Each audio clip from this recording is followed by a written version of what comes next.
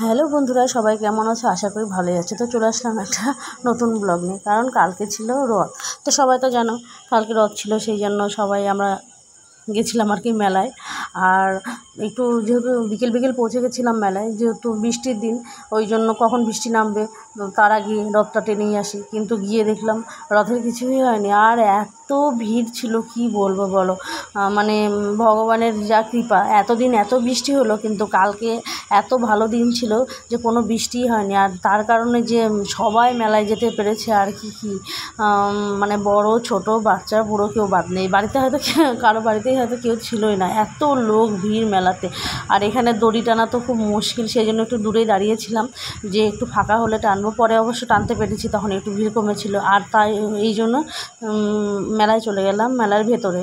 মানে যেহেতু রথ এখনও শুরু হয়নি, কিন্তু মেলাতে ভেতরে গিয়েও দেখি সেই একই অবস্থা, ভিড়। আর যেহেতু ফুটবল মাঠে মেলা বসে, কিন্তু এবার যেহেতু খুব বেশি বৃষ্টি হয়েছে, যার জন্য মাঠে জল জমে গেছে, ওই জন্য মাঠে দোকানপাট বসেনি, সব বসেছে রাস্তার মানে পাশ দিয়ে, যার জন্য ভিড়টা আরও বেশি মনে হচ্ছে। আর যাওয়াই যাচ্ছে না, কারণ ঠেলাঠেলিতে আর কি কে পড়ে যাবে কার গায়ের ওপর, সেরকম দশা। সেই কারণে ওই ভিড়ে আর কি না গিয়ে একটু দূরে দাঁড়িয়ে থাকি। এবার মেলায় তো আমাদের কেনার মতন কিছু নেই, তবু মাটির জিনিস ছিল যেগুলো দেখতে খুব ভালো লাগে।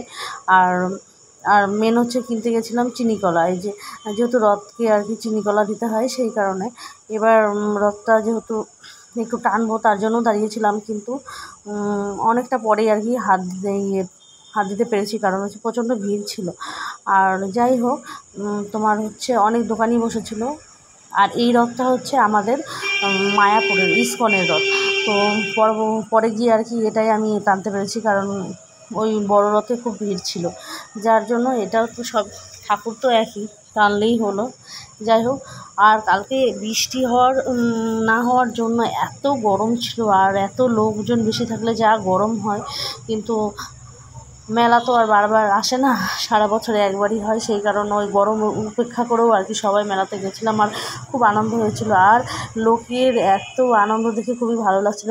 সবাই মিলে, বাচ্চা বুড়ো সবাই মিলে এত নাচ করছিল। অবশেষে আমি একটু রথের দড়ি ধরতে পারলাম, যার জন্য একটু রথটাকে টেনে আর কি বাড়ি চলে আসছি। শ্রী জগন্নাথ বলরাম সুভদ্রা মনোনীত রথযাত্রা মহাসভে সকলকে জানায় সাদর অভিনন্দন। শুধু ভক্তবৃন্দ,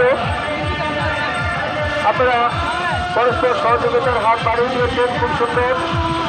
যে সমস্ত ভক্তবৃন্দ কীর্তন করছেন আপনাদেরকে অসংখ্য ধন্যবাদ। খুব সুন্দর কীর্তন, যারা কীর্তন করতে চান ওখানে আগে থেকে যোগাযোগ করবেন।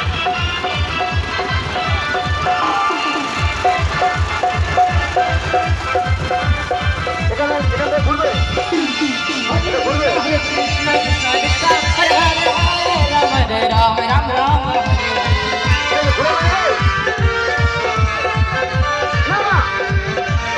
না, ওখান থেকে সামান্য একটু সামনে গিয়ে ঘুরে নেবো, আর সামনে গিয়ে ভিডিও বেশি ওখান থেকে ঘুরে নেবো। হ্যাঁ, যাবো ঘুরান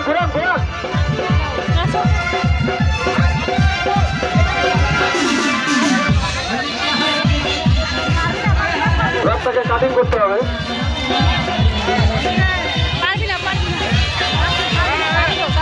একটু ফাঁকা জায়গায় নিয়ে যান, রথটাকে ফাঁকা জায়গায় দুদিকে গাড়ি আছে।